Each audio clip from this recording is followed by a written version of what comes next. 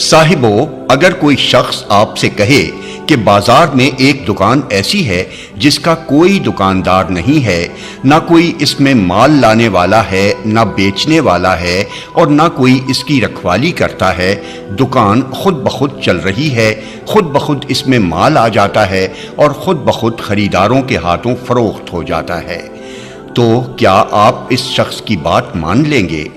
क्या आप तस्लीम कर लेंगे कि किसी दुकान में माल लाने वाले के बगैर खुद ब खुद भी माल आ सकता है, माल बेचने वाले के बगैर खुद ब खुद फरोख्त भी हो सकता है, हिफाजत करने वाले के बगैर खुद ब खुद चोरी लूट से महफूज भी रह सकता है?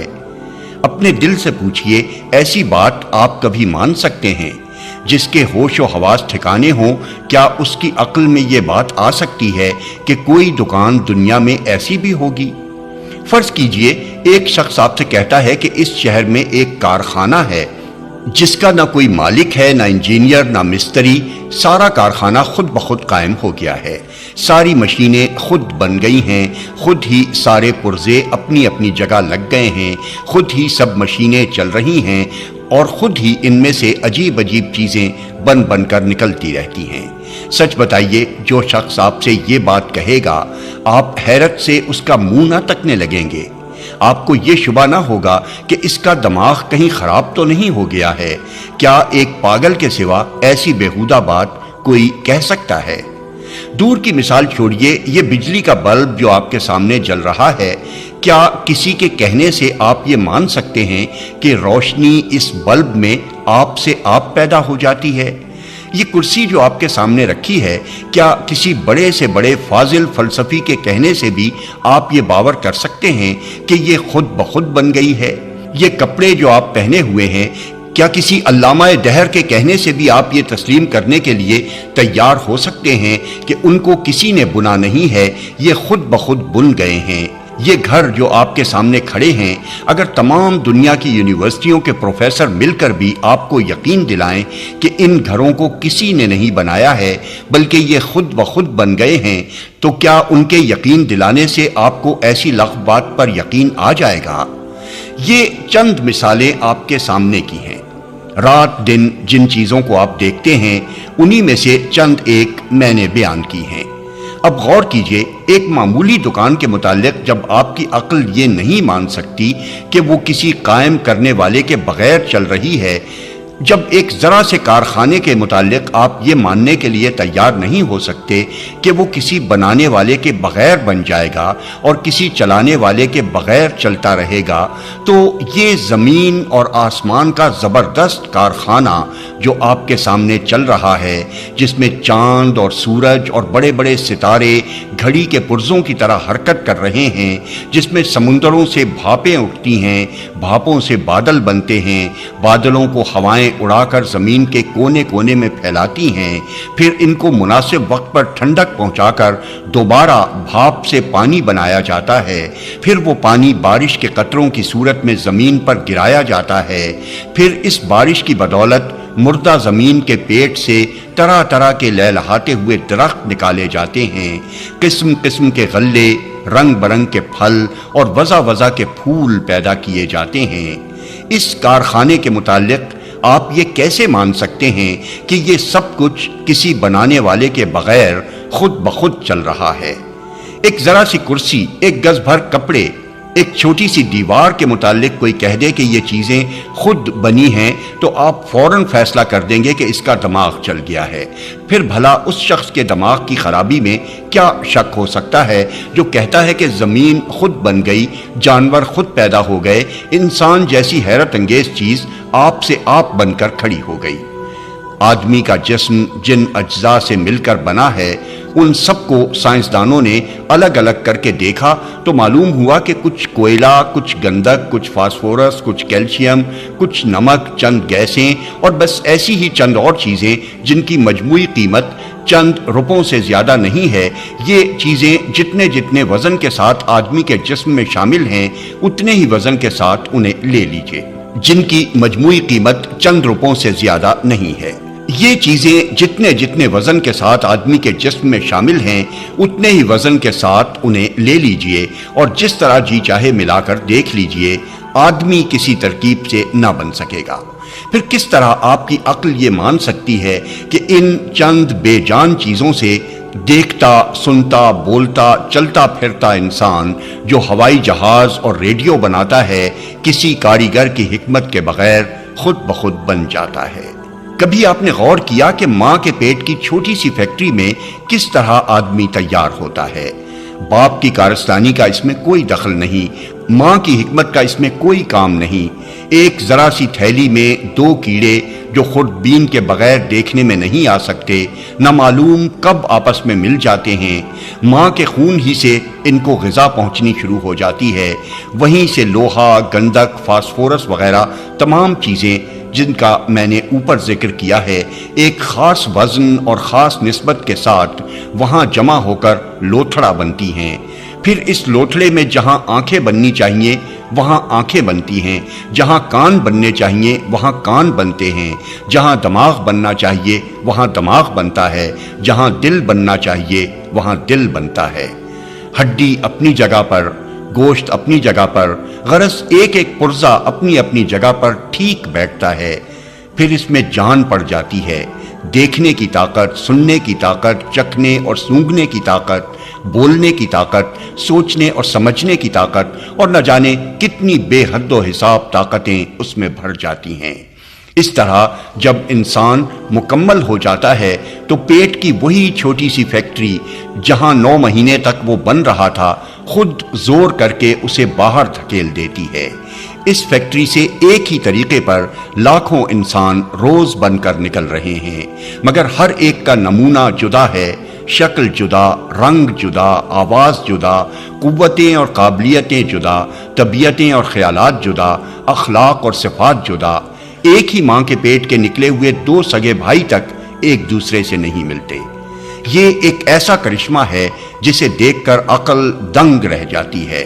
اس کرشمے کو دیکھ کر بھی جو شخص یہ کہتا ہے کہ یہ کام کسی زبردست حکمت والے، زبردست قدرت والے، زبردست علم والے اور بے نظیر کمالات والے خدا کے بغیر ہو رہا ہے یا ہو سکتا ہے، یقیناً اس کا دماغ درست نہیں ہے۔ اس کو عقل مند سمجھنا عقل کی توہین کرنا ہے۔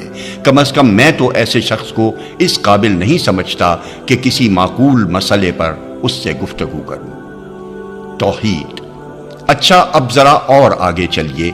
آپ میں سے ہر شخص کی عقل اس بات کی گواہی دے گی کہ دنیا میں کوئی کام بھی، خواہ وہ چھوٹا ہو یا بڑا، کبھی باضابطگی اور باقاعدگی سے نہیں چل سکتا جب تک کہ کوئی ایک شخص اس کا ذمہ دار نہ ہو۔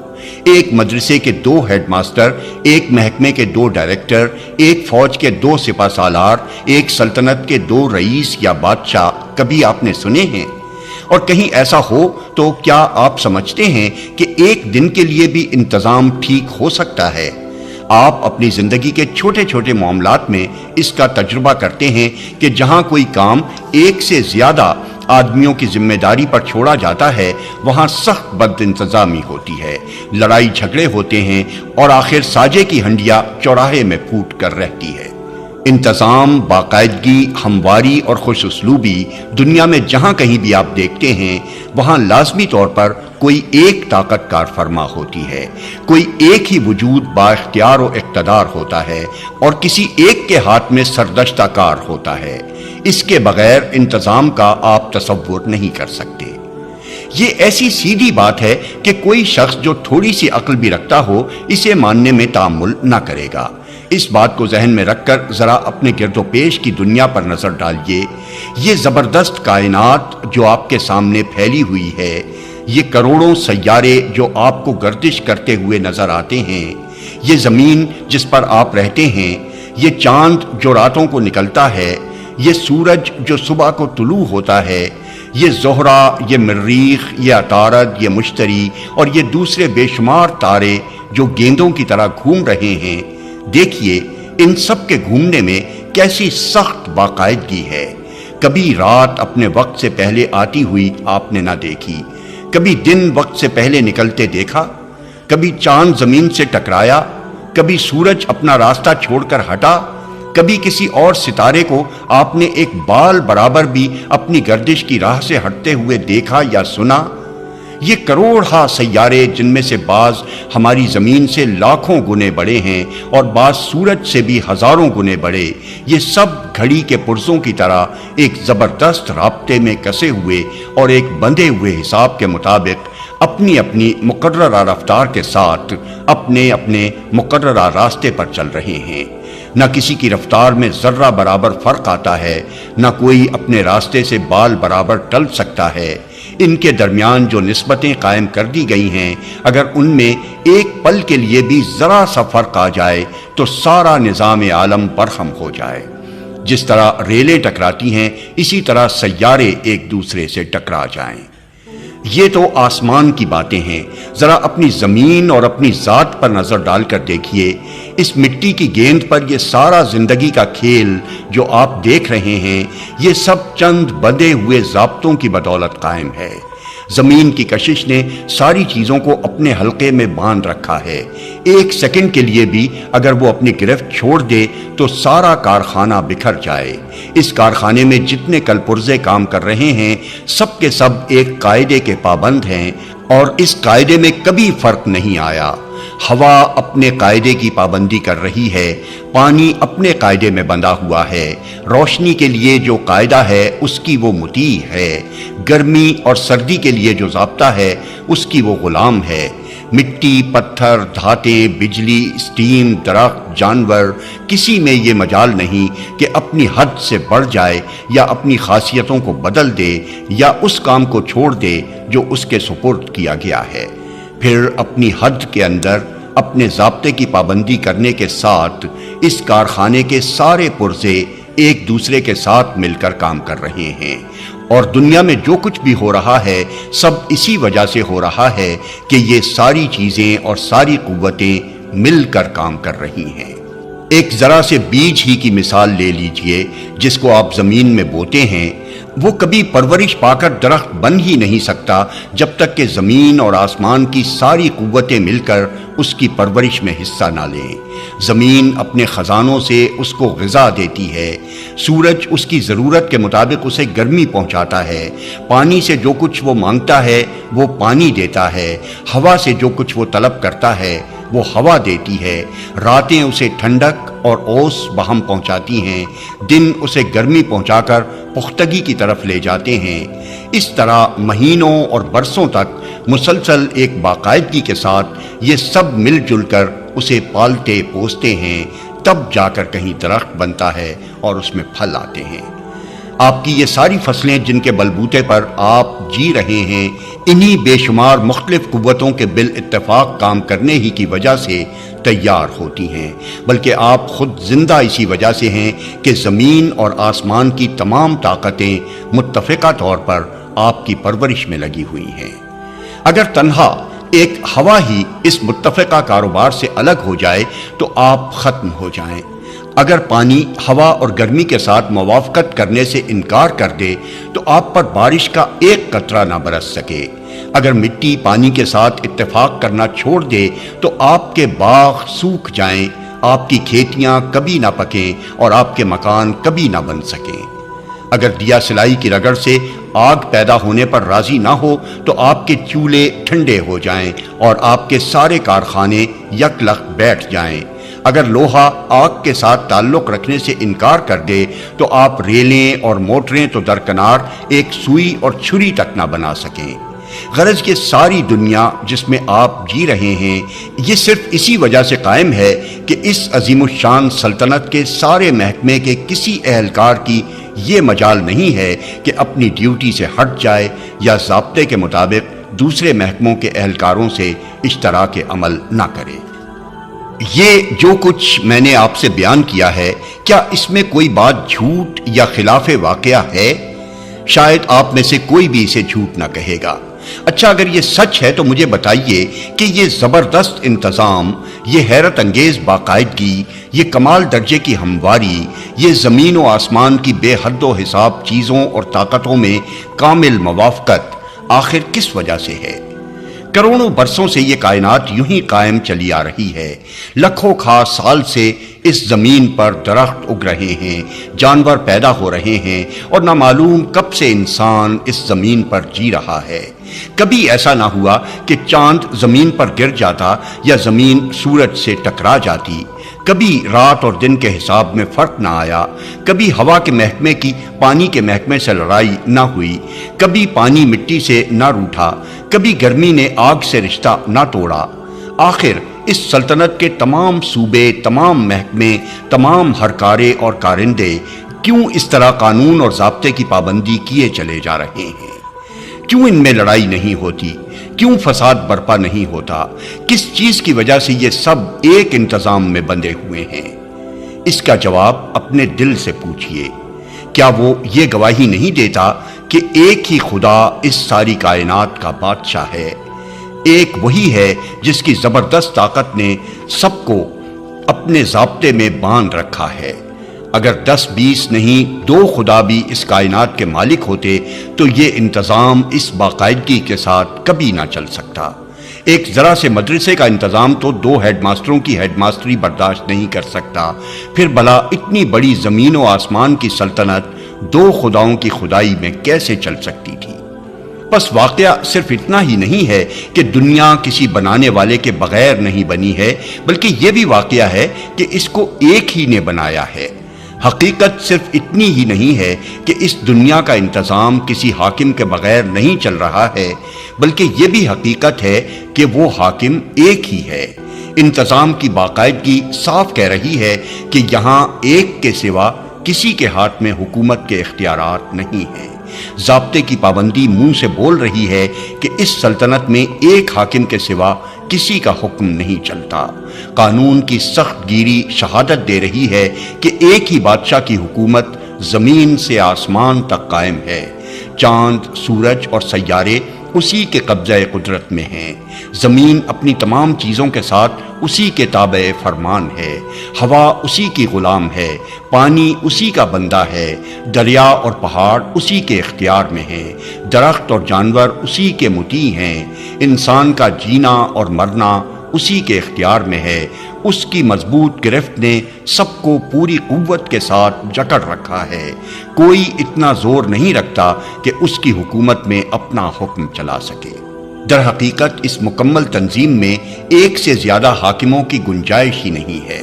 تنظیم کی فطرت یہ چاہتی ہے کہ حکم میں ایک شمع برابر بھی کوئی دوسرا حصے دار نہ ہو، تنہا ایک ہی حاکم ہو اور اس کے سوا سب محکوم ہوں، کیونکہ کسی دوسرے کے ہاتھ میں فرما روائی کے ادنا سے اختیارات ہونے کے معنی بھی بد نظمی اور فساد کے ہیں۔ حکم چلانے کے لیے صرف طاقت ہی درکار نہیں ہے، علم بھی درکار ہے۔ اتنی وسیع نظر درکار ہے کہ تمام کائنات کو بیک وقت دیکھ سکے اور اس کی مصلحتوں کو سمجھ کر احکام جاری کر سکے۔ اگر خداوند عالم کے سوا کچھ چھوٹے چھوٹے خدا ایسے ہوتے جو نگاہ جہاں بھی تو نہ رکھتے، لیکن انہیں دنیا کے کسی حصے یا کسی معاملے میں اپنا حکم چلانے کا اختیار حاصل ہوتا، تو یہ زمین و آسمان کا سارا کارخانہ درہم برہم ہو کر رہ جاتا۔ ایک معمولی مشین کے متعلق بھی آپ جانتے ہیں کہ اگر کسی ایسے شخص کو اس میں دخل اندازی کا اختیار دے دیا جائے جو اس سے پوری طرح واقف نہ ہو تو وہ اسے بگاڑ کر رکھ دے گا۔ لہٰذا عقل یہ فیصلہ کرتی ہے اور زمین و آسمان کے نظام سلطنت کا انتہائی باضابطگی کے ساتھ چلنا اس کی گواہی دیتا ہے کہ اس سلطنت کے اختیارات شاہی میں ایک خدا کے سوا کسی کا ذرہ برابر حصہ نہیں ہے۔ یہ صرف ایک واقعہ ہی نہیں ہے، حق یہ ہے کہ خدا کی خدائی میں خود خدا کے سوا کسی کا حکم چلنے کی کوئی وجہ بھی نہیں ہے۔ جن کو اس نے اپنے دست قدرت سے بنایا ہے، جو اس کی مخلوق ہیں، جن کی ہستی اس کی عنایت سے قائم ہے، جو اس سے بے نیاز ہو کر خود اپنے بلبوتے پر ایک لمحے کے لیے بھی موجود نہیں رہ سکتے، ان میں سے کسی کی یہ حیثیت کب ہو سکتی ہے کہ خدائی میں اس کا حصے دار بن جائے؟ کیا کسی نوکر کو آپ نے ملکیت میں آقا کا شریک ہوتے ہوئے دیکھا ہے؟ کیا آپ کی عقل میں یہ بات آتی ہے کہ کوئی مالک اپنے غلام کو اپنا ساجی بنا لے؟ کیا خود آپ میں سے کوئی شخص اپنے ملازموں میں سے کسی کو اپنی جائیداد میں یا اپنے اختیارات میں حصے دار بناتا ہے؟ اس بات پر جب آپ غور کریں گے تو آپ کا دل گواہی دے گا کہ خدا کی اس سلطنت میں کسی بندے کو خود مختارانہ فرما روائی کا کوئی حق حاصل ہی نہیں ہے۔ ایسا ہونا نہ صرف واقع کے خلاف ہے، نہ صرف عقل اور فطرت کے خلاف ہے، بلکہ حق کے بھی خلاف ہے۔ صاحبو، یہ بنیادی حقیقتیں ہیں جن پر اس دنیا کا پورا نظام چل رہا ہے۔ آپ اس دنیا سے الگ نہیں ہیں، بلکہ اس کے اندر اس کے ایک جز کی حیثیت سے رہتے ہیں، لہٰذا آپ کی زندگی کے لیے بھی یہ حقیقتیں اسی طرح بنیادی ہیں جس طرح کل جہان کے لیے ہیں۔ آج یہ سوال آپ میں سے ہر شخص کے لیے اور دنیا کے تمام انسانوں کے لیے ایک پریشان کن گتھی بنا ہوا ہے کہ آخر ہم انسانوں کی زندگی سے امن چین کیوں رخصت ہو گیا؟ کیوں آئے دن مصیبتیں ہم پر نازل ہو رہی ہیں؟ کیوں ہماری زندگی کی کل بگڑ گئی ہے؟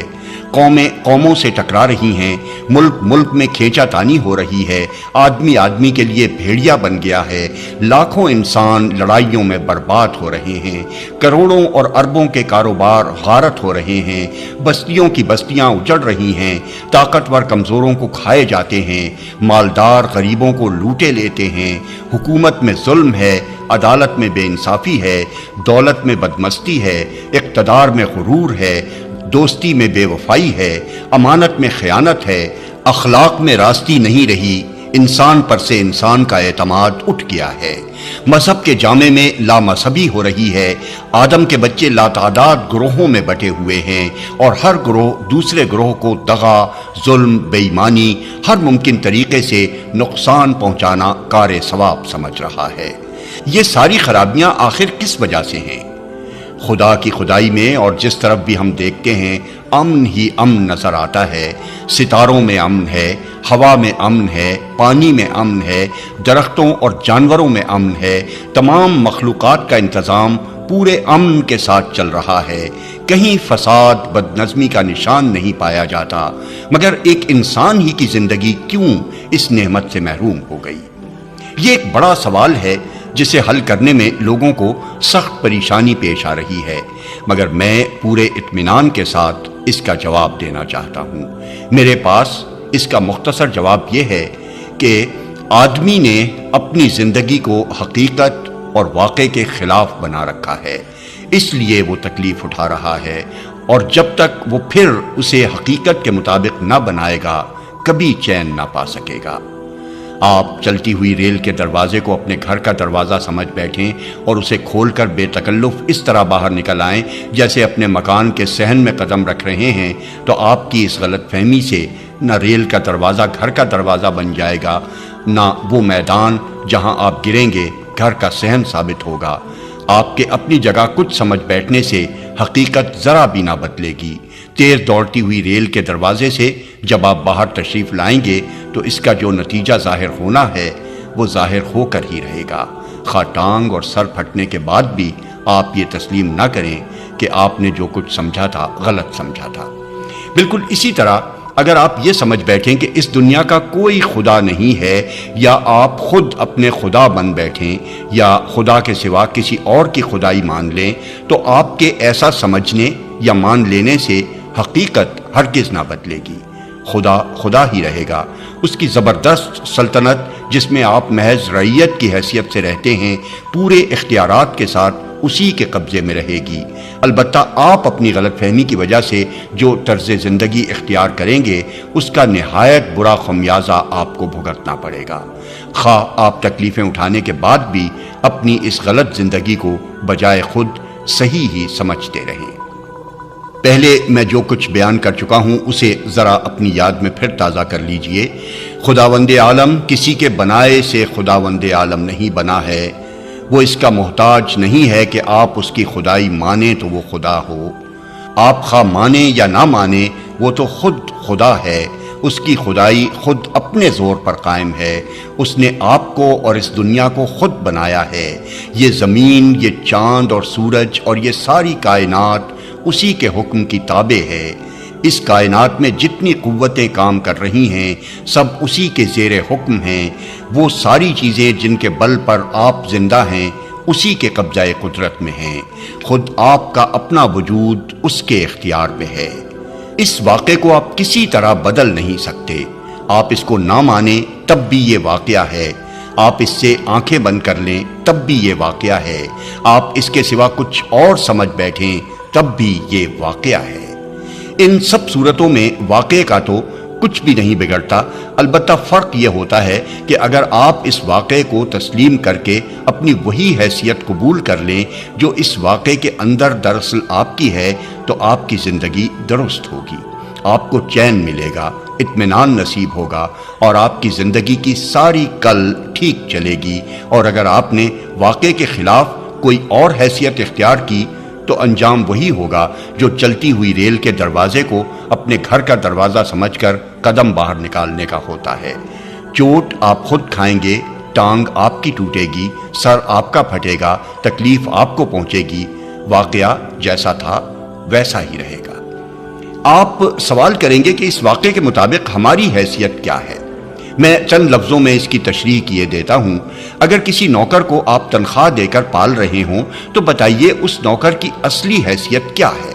یہی نہ کہ آپ کی نوکری بجا لائے، آپ کے حکم کی اطاعت کرے، آپ کی مرضی کے مطابق کام کرے اور نوکری کی حد سے نہ بڑھے۔ نوکر کا کام آخر نوکری کے سوا اور کیا ہو سکتا ہے؟ آپ اگر افسر ہوں اور کوئی آپ کا ماتحت ہو تو ماتحت کا کام کیا ہے؟ یہی نہ کہ وہ ماتحتی کرے، افسری کی ہوا میں نہ رہے۔ اگر آپ کسی جائیداد کے مالک ہوں تو اس جائیداد میں آپ کی خواہش کیا ہوگی؟ یہی نہ کہ اس میں آپ کی مرضی چلے، جو کچھ آپ چاہیں وہی ہو اور آپ کی مرضی کے خلاف پتہ نہ ہل سکے۔ آپ پر اگر کوئی بادشاہی مسلط ہو اور تمام قوتیں اس کے ہاتھ میں ہوں تو ایسی بادشاہی کی موجودگی میں آپ کی حیثیت کیا ہو سکتی ہے؟ یہی نہ کہ آپ سیدھی طرح رعیت بن کر رہنا قبول کریں اور شاہی قانون کی فرما برداری سے قدم باہر نہ نکالیں۔ بادشاہ کی سلطنت کے اندر رہتے ہوئے اگر آپ خود اپنی بادشاہی کا دعویٰ کریں گے یا کسی دوسرے کی بادشاہی مان کر اس کے حکم پر چلیں گے تو آپ باغی ہوں گے، اور باغی کے ساتھ جو سلوک کیا جاتا ہے وہ آپ کو معلوم ہی ہے۔ ان مثالوں سے آپ خوب سمجھ سکتے ہیں کہ خدا کی اس سلطنت میں آپ کی اصلی حیثیت کیا ہے۔ آپ کو اس نے بنایا ہے اور قدرتی طور پر آپ کا کوئی کام اس کے سوا نہیں ہے کہ اپنے بنانے والے کی مرضی پر چلیں۔ آپ کو وہ پال رہا ہے اور اسی کے خزانے سے آپ تنخواہ لے رہے ہیں۔ آپ کی کوئی حیثیت اس کے سوا نہیں ہے کہ آپ اس کے نوکر ہیں۔ آپ کا اور ساری دنیا کا افسر وہ ہے، اس کی افسری میں آپ کی حیثیت ماتحتی کے سوا اور کچھ نہیں ہو سکتی۔ یہ زمین و آسمان سب اس کی جائیداد ہیں، اس جائیداد میں اسی کی مرضی چلے گی اور چلنی چاہیے۔ آپ کو یہاں اپنی مرضی چلانے کا کوئی حق نہیں ہے۔ اپنی مرضی آپ چلانے کی کوشش کریں گے تو منہ کی کھائیں گے۔ اس سلطنت میں اس کی بادشاہی اس کے اپنے زور پر قائم ہے۔ زمین اور آسمان کے سارے محکمے اس کے قبضے میں ہیں۔ آپ خود چاہے راضی ہوں یا ناراض، بہرحال اس کی رعیت ہیں۔ آپ کی اور کسی انسان کی بھی، خواہ وہ چھوٹا ہو یا بڑا، کوئی دوسری حیثیت رعیت ہونے کے سوا نہیں ہے۔ اسی کا قانون اس سلطنت میں قانون ہے اور اسی کا حکم ہے۔ رعیت میں سے کسی کو یہ دعویٰ کرنے کا حق نہیں ہے کہ میں ہز میجسٹی ہوں یا ہز ہائینس ہوں یا ڈکٹیٹر اور خود مختار ہوں۔ نہ کسی شخص یا پارلیمنٹ یا اسمبلی یا کونسل کو یہ اختیار ہے کہ اس سلطنت میں خدا کے بجائے خود اپنا قانون بنائے اور خدا کی رعیت سے کہے کہ ہمارے اس قانون کی پیروی کرو۔ نہ کسی انسانی حکومت کو یہ حق پہنچتا ہے کہ خدا کے حکم سے بے نیاز ہو کر خود حکم چلائے اور خدا کے بندوں سے کہے کہ ہمارے اس حکم کی اطاعت کرو۔ نہ کسی انسان یا انسانوں کے کسی گروہ کے لیے یہ جائز ہے کہ اصلی بادشاہ کی رعیت بننے کی بجائے بادشاہی کے جھوٹے مدعیوں میں سے کسی کی رعیت بننا قبول کرے۔ اصلی بادشاہ کے قانون کو چھوڑ کر جھوٹے قانون سازوں کا قانون تسلیم کرے اور اصلی حکمراں سے منہ موڑ کر جھوٹ موٹ کی ان حکومتوں کا حکم ماننے لگے۔ یہ تمام صورتیں بغاوت کی ہیں۔ خود بادشاہی کے اختیارات کا دعویٰ کرنا یا کسی ایسے مدعی کے دعوے کو قبول کرنا، دونوں حرکتیں رعیت کے لیے بغاوت کا حکم رکھتی ہیں اور اس کی سزا ان دونوں کو ملنی یقینی ہے، خواہ جلدی ملے یا دیر میں۔ آپ کی اور ایک ایک انسان کی پیشانی کے بال خدا کی مٹھی میں ہیں، جب چاہے پکڑ کر گھسیٹ لے۔ زمین اور آسمان کی اس سلطنت میں بھاگ جانے کی طاقت کسی میں نہیں ہے، آپ اس سے بھاگ کر کہیں پناہ نہیں لے سکتے۔ مٹی میں مل کر آپ کا ایک ایک ذرہ بھی اگر منتشر ہو جائے، آگ میں جل کر خواہ آپ کی راکھ ہوا میں پھیل جائے، پانی میں بہہ کر خواہ آپ مچھلیوں کی خوراک بنے یا سمندر کے پانی میں گھل جائیں، ہر جگہ سے خدا آپ کو پکڑ لے گا۔ ہوا اس کی غلام ہے، زمین اس کی بندی ہے، پانی اور اس کی مچھلیاں سب اس کے حکم کی تابع ہیں۔ ایک اشارے پر سب طرف سے آپ پکڑے ہوئے آ جائیں گے، اور پھر وہ آپ میں سے ایک ایک کو بلا کر پوچھے گا کہ میری رعیت ہو کر بادشاہی ساورینٹی کا دعویٰ کرنے کا حق تمہیں کہاں سے پہنچ گیا تھا؟ میرے ملک میں اپنا حکم چلانے کے اختیارات تم کہاں سے لائے تھے؟ میری سلطنت میں اپنا قانون جاری کرنے والے تم کون تھے؟ میرے بندے ہو کر دوسروں کی بندگی کرنے پر تم کیسے راضی ہو گئے؟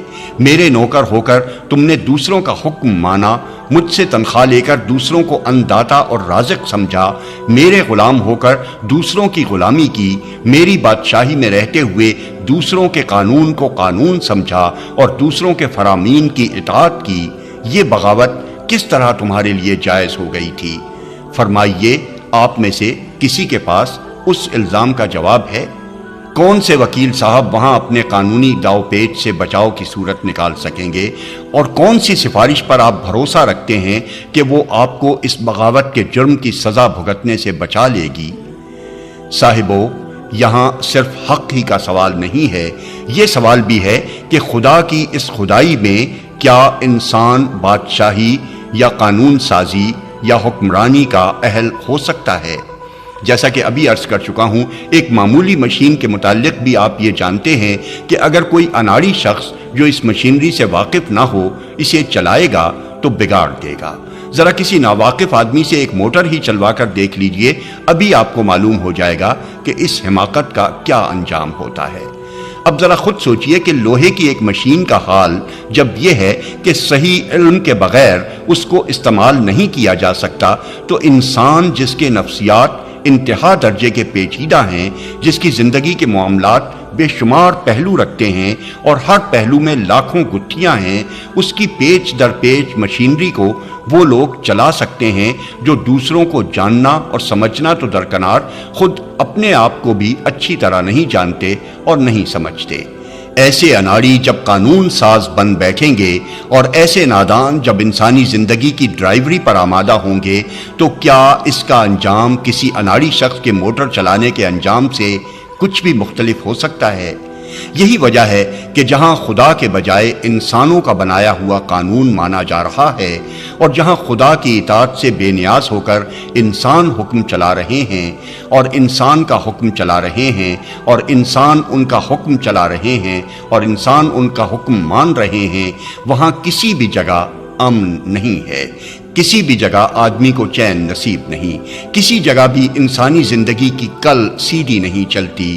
کچھ تو خون ہو رہے ہیں، ظلم اور بے انصافی ہو رہی ہے، لوٹ کھسوٹ برپا ہے، آدمی کا خون آدمی چوس رہا ہے، اخلاق تباہ ہو رہے ہیں، صحتیں برباد ہو رہی ہیں، تمام طاقتیں جو خدا نے انسان کو دی تھیں انسان کے فائدے کے بجائے اس کی تباہی اور بربادی میں صرف ہو رہی ہیں۔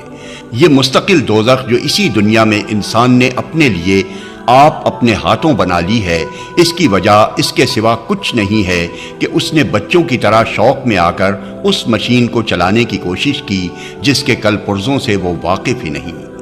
اس مشین کو جس نے بنایا ہے وہی اس کے رازوں کو جانتا ہے، وہی اس کی فطرت سے واقفیت رکھتا ہے، اسی کو ٹھیک ٹھیک معلوم ہے کہ یہ کس طرح صحیح چل سکتی ہے۔ اگر آدمی اپنی حماقت سے باز آ جائے اور اپنی جہالت تسلیم کر کے اس قانون کی پابندی کرنے لگے جو خود اس مشین کے بنانے والے نے مقرر کیا ہے، تب تو جو کچھ بگڑا ہے وہ پھر بن سکتا ہے، ورنہ ان مصیبتوں کا کوئی حل ممکن نہیں ہے۔ آپ ذرا اور گہری نظر سے دیکھیں تو آپ کو جہالت کے سوا اپنی زندگی کے بگاڑ کی ایک اور وجہ بھی نظر آئے گی۔ ذرا سی عقل یہ بات سمجھنے کے لیے کافی ہے کہ انسان کسی ایک شخص یا ایک خاندان یا ایک قوم کا نام نہیں ہے۔ تمام دنیا کے انسان بہرحال انسان ہیں۔ تمام انسانوں کو جینے کا حق ہے۔ سب اس کے حقدار ہیں کہ ان کی ضرورتیں پوری ہوں۔ سب امن کے، انصاف کے، عزت اور شرافت کے مستحق ہیں۔ انسانی خوشحالی اگر کسی چیز کا نام ہے تو وہ کسی ایک شخص یا خاندان یا قوم کی خوشحالی نہیں بلکہ تمام انسانوں کی خوشحالی ہے۔ ورنہ ایک خوشحال ہو اور 10 بدحال ہوں تو آپ یہ نہیں کہہ سکتے کہ انسان خوشحال ہے۔ فلاح اگر کسی چیز کو کہتے ہیں تو وہ تمام انسانوں کی فلاح ہے، نہ کہ کسی ایک طبقے کی یا ایک قوم کی۔ ایک کی فلاح اور 10 کی بربادی کو آپ انسانی فلاح نہیں کہہ سکتے۔ اس بات کو اگر آپ صحیح سمجھتے ہیں تو غور کیجئے کہ انسانی فلاح اور خوشحالی کس طرح حاصل ہو سکتی ہے۔ میرے نزدیک اس کی کوئی صورت اس کے سوا نہیں کہ انسانی زندگی کے لیے قانون وہ بنائے جس کی نظر میں تمام انسان یکساں ہوں۔ سب کے حقوق انصاف کے ساتھ وہ مقرر کرے جو نہ تو خود اپنی کوئی ذاتی غرض رکھتا ہو اور نہ کسی خاندان یا طبقے کی یا کسی ملک یا قوم کی اغراض سے اس کو خاص دلچسپی ہو۔ سب کے سب اس کا حکم مانے جو حکم دینے میں نہ اپنی جہالت کی وجہ سے غلطی کرے، نہ اپنی خواہش کی بنا پر حکمرانی کے اختیارات سے ناجائز فائدہ اٹھائے، اور نہ ایک کا دشمن اور دوسرے کا دوست، ایک کا طرفدار اور دوسرے کا مخالف، ایک کی طرف مائل اور دوسرے سے منحرف ہو۔ صرف اسی صورت میں عدل قائم ہو سکتا ہے۔ اسی طرح تمام انسانوں، تمام قوموں، تمام طبقوں اور تمام گروہوں کو ان کے جائز حقوق پہنچ سکتے ہیں۔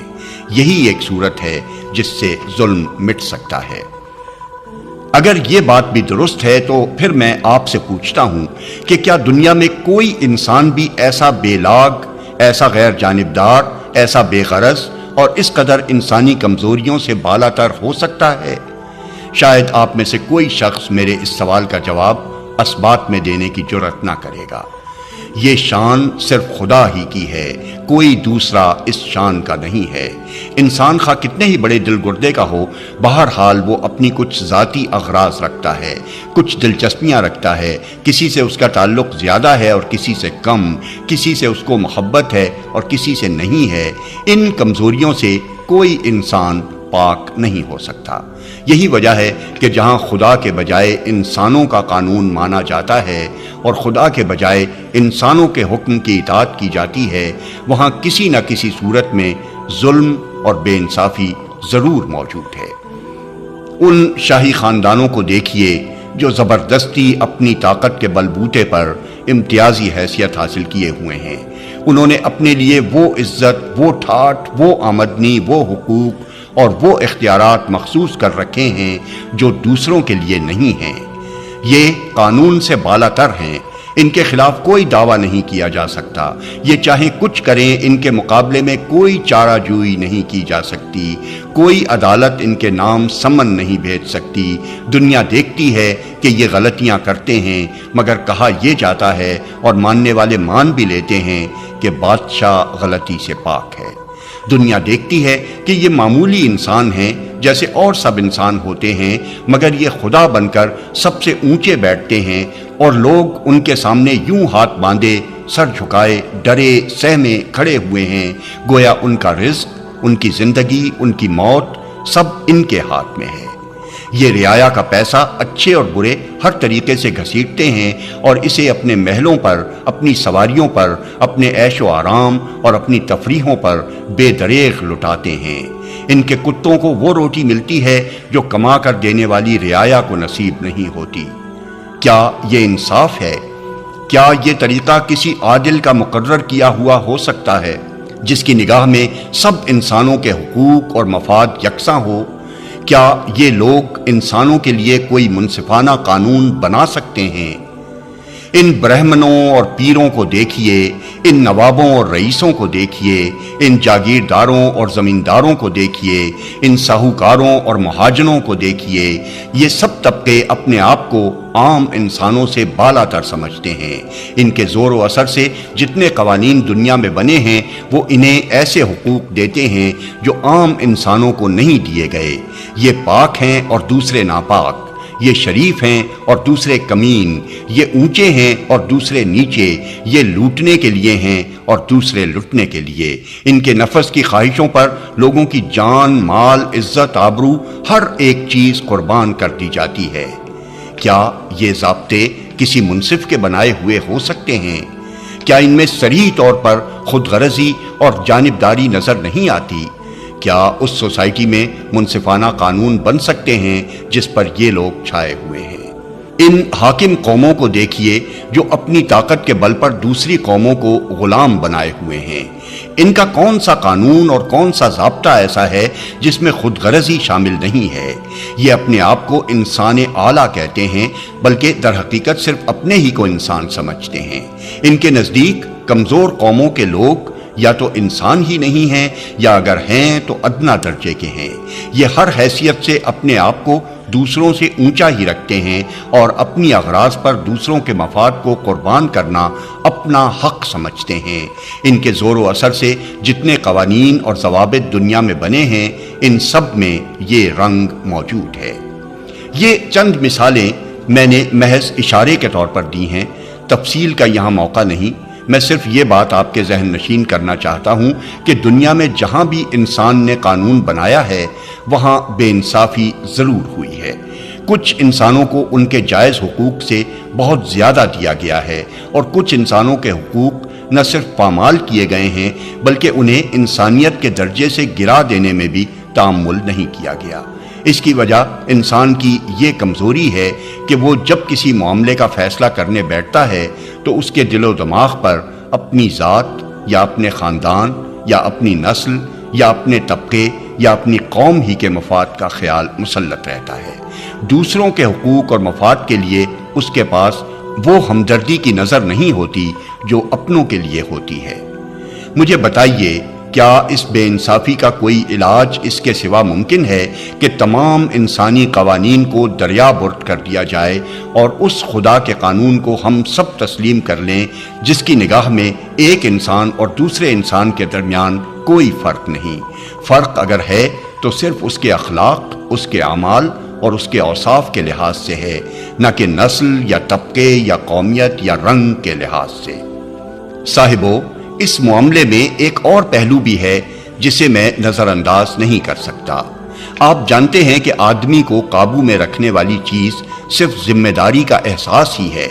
اگر کسی شخص کو یقین ہو جائے کہ وہ جو چاہے کرے، کوئی اس سے جواب طلب کرنے والا نہیں ہے اور نہ اس کے اوپر کوئی ایسی طاقت ہے جو اسے سزا دے سکے، تو آپ سمجھ سکتے ہیں کہ وہ شتر بے مہار بن جائے گا۔ یہ بات جس طرح ایک شخص کے معاملے میں صحیح ہے، اسی طرح ایک خاندان، ایک قوم اور تمام دنیا کے انسانوں کے معاملے میں صحیح ہے۔ ایک خاندان جب یہ محسوس کرتا ہے کہ اس سے کوئی جواب طلب نہیں کر سکتا تو وہ قابو سے باہر ہو جاتا ہے۔ ایک طبقہ بھی جب ذمہ داری اور جواب دہی سے بے خوف ہو جاتا ہے تو دوسروں پر ظلم ڈھانے میں اسے کوئی تأمل نہیں ہوتا۔ ایک قوم یا ایک سلطنت بھی جب اپنے آپ کو اتنا طاقتور پاتی ہے کہ اپنی زیادتی کے کسی برے نتیجے کا خوف اسے نہیں ہوتا تو وہ جنگل کے بھیڑیے کی طرح کمزور بکریوں کو پھاڑنا شروع کر دیتی ہے۔ دنیا میں جتنی بدامنی پائی جاتی ہے اس کی ایک بڑی وجہ یہی ہے۔ جب تک انسان اپنے سے بالا تر کسی اقتدار کو تسلیم نہ کرے اور جب تک اسے یقین نہ ہو کہ مجھ سے اوپر کوئی ایسا ہے جس کو مجھے اپنے اعمال کا جواب دینا ہے اور جس کے ہاتھ میں اتنی طاقت ہے کہ مجھے سزا دے سکتا ہے، اس وقت تک یہ کسی طرح ممکن نہیں کہ ظلم کا دروازہ بند ہو اور صحیح امن قائم ہو سکے۔ اب مجھے بتائیے کہ ایسی طاقت سوائے خداوند عالم کے اور کون ہو سکتی ہے؟ خود انسانوں میں سے تو کوئی ایسا نہیں ہو سکتا، کیونکہ جس انسان یا جس انسانی گروہ کو بھی آپ یہ حیثیت دیں گے خود اس کے شتر بے مہار ہو جانے کا امکان ہے۔ خود اس سے یہ اندیشہ ہے کہ تمام فرعونوں کا ایک فرعون وہ ہو جائے گا، اور خود اس سے یہ خطرہ ہے کہ خود غرضی اور جانبداری سے کام لے کر وہ بعض انسانوں کو گرائے گا اور بعض کو اٹھائے گا۔ یورپ نے اس مسئلے کو حل کرنے کے لیے مجلس اقوام بنائی تھی، مگر بہت جلدی وہ سفید رنگ والی قوموں کی مجلس بن کر رہ گئی، اور اس نے چند طاقتور سلطنتوں کے ہاتھ میں کھلونا بن کر کمزور قوموں کے ساتھ بے انصافی شروع کر دی۔ اس تجربے کے بعد اس امر میں کوئی شک باقی نہیں رہ سکتا کہ خود انسانوں کے اندر سے کوئی ایسی طاقت برآمد ہونی ناممکن ہے جس کی باز پرس کا خوف فردن فردن ایک ایک شخص سے لے کر دنیا کی قوموں اور سلطنتوں تک کو قابو میں رکھ سکتا ہو۔ ایسی طاقت لامحالہ انسانی دائرے سے باہر اور اس سے اوپر ہی ہونی چاہیے، اور وہ صرف خداوند عالم ہی کی طاقت ہو سکتی ہے۔ ہم اگر اپنی بھلائی چاہتے ہیں تو ہمارے لیے اس کے سوا کوئی چارہ ہی نہیں کہ خدا پر ایمان لائیں، اس کی حکومت کے آگے اپنے آپ کو فرما بردار رعیت کی طرح سپرد کر دیں، اور اس یقین کے ساتھ دنیا میں زندگی بسر کریں کہ وہ ہمارے چھپے اور کھلے سب کاموں کو جانتا ہے، اور ایک دن اس کی عدالت میں اپنی پوری زندگی کے کارنامے کا حساب دینا ہے۔ ہمارے شریف اور پرامن انسان بننے کی بس یہی ایک صورت ہے۔ اب میں اپنی تقریر کو ختم کرنے سے پہلے ایک شبے کو صاف کر دینا ضروری سمجھتا ہوں، جو غالباً آپ میں سے ہر ایک کے دل میں پیدا ہو رہا ہوگا۔ آپ سوچ رہے ہوں گے کہ جب خدا کی حکومت اتنی زبردست ہے کہ خاک کے ایک ذرے سے لے کر چاند اور سورج تک ہر چیز اس کے قابو میں ہے، اور جب انسان اس کی حکومت میں محض ایک رعیت کی حیثیت رکھتا ہے، تو آخر یہ ممکن کس طرح ہوا کہ انسان اس کی حکومت کے خلاف بغاوت کرے اور خود اپنی بادشاہی کا اعلان کر کے اس کی رعیت پر اپنا قانون چلائے؟ کیوں نہیں خدا اس کا ہاتھ پکڑ لیتا، اور کیوں اسے سزا نہیں دیتا؟ اس سوال کا جواب میں آپ کو ایک سیدھی سی مثال سے دوں گا۔ فرض کیجئے کہ ایک بادشاہ کسی شخص کو اپنے ملک کے کسی ضلع کا افسر بنا کر بھیجتا ہے۔ ملک بادشاہ ہی کا ہے، رعیت بھی اسی کی ہے، ریل، ٹیلی فون، تار، فوج اور دوسری تمام طاقتیں بھی بادشاہ ہی کے ہاتھ میں ہیں۔ بادشاہ کی سلطنت اس ضلع پر چاروں طرف سے اس طرح چھائی ہوئی ہے کہ اس چھوٹے سے ضلع کا افسر اس کے مقابلے میں بالکل عاجز ہے۔ اگر بادشاہ چاہے تو اس کو پوری طرح مجبور کر سکتا ہے کہ اس کے حکم سے بال برابر منہ نہ موڑ سکے، لیکن بادشاہ اس افسر کی عقل کا، اس کے ظرف کا اور اس کی لیاقت کا امتحان لینا چاہتا ہے۔ اس لیے وہ اس پر سے اپنی گرفت اتنی ڈھیلی کر دیتا ہے کہ اسے اپنے اوپر کوئی بالا تر اقتدار محسوس نہیں ہوتا۔ اب اگر وہ افسر عقل مند، نمک حلال، فرض شناس اور وفادار ہے تو اس ڈھیلی گرفت کے باوجود اپنے آپ کو رعیت اور ملازم ہی سمجھتا رہے گا۔ بادشاہ کے ملک میں اسی کے قانون کے مطابق حکومت کرے گا، اور جو اختیارات بادشاہ نے اسے دیے ہیں انہیں خود بادشاہ کی مرضی کے مطابق استعمال کرتا رہے گا۔ اس وفادارانہ طرز عمل سے اس کی اہلیت ثابت ہوگی، اور بادشاہ اسے زیادہ بلند مرتبوں کے قابل پا کر ترقیوں پر ترقیاں دیتا چلا جائے گا۔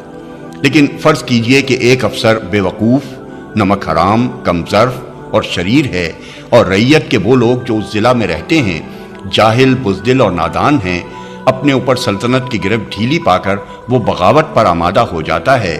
اس کے دماغ میں خود مختاری کی ہوا بھر جاتی ہے، وہ خود اپنے آپ کو ضلع کا مالک سمجھ کر خود سرانہ حکومت کرنے لگتا ہے، اور جاہل رعیت کے لوگ محض یہ دیکھ کر اس کی خود مختارانہ حکومت تسلیم کر لیتے ہیں کہ تنخواہ یہ دیتا ہے، پولیس اس کے پاس ہے، عدالتیں اس کے ہاتھ میں ہیں، جیل کی ہتکڑیاں اور پھانسی کے تختے اس کے قبضے میں ہیں، اور ہماری قسمت کو بنانے یا بگاڑنے کے اختیارات یہ رکھتا ہے۔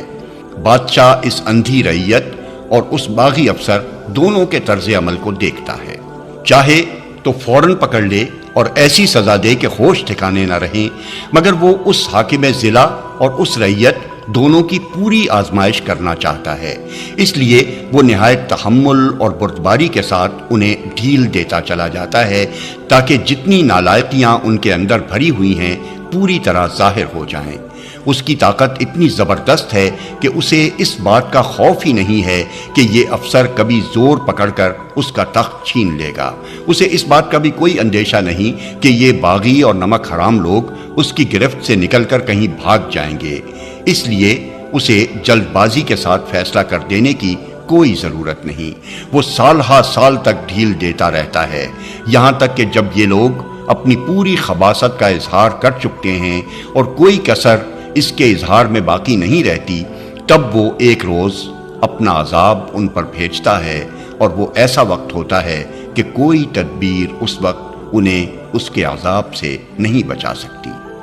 صاحبو، میں اور آپ اور خدا کے بنائے ہوئے یہ افسر سب کے سب اسی آزمائش میں مبتلا ہیں۔ ہماری عقل کا، ہمارے ظرف کا، ہماری فرض شناسی کا، ہماری وفاداری کا سخت امتحان ہو رہا ہے۔ اب ہم میں سے ہر شخص کو خود فیصلہ کرنا چاہیے کہ وہ اپنے اصلی بادشاہ کا نمک حلال افسر یا رعیت بننا پسند کرتا ہے یا نمک حرام۔ میں نے اپنی جگہ نمک حلالی کا فیصلہ کیا ہے، اور میں ہر اس شخص سے باغی ہوں جو خدا سے باغی ہے۔ آپ اپنے فیصلے میں مختار ہیں، چاہے یہ راستہ اختیار کریں یا وہ۔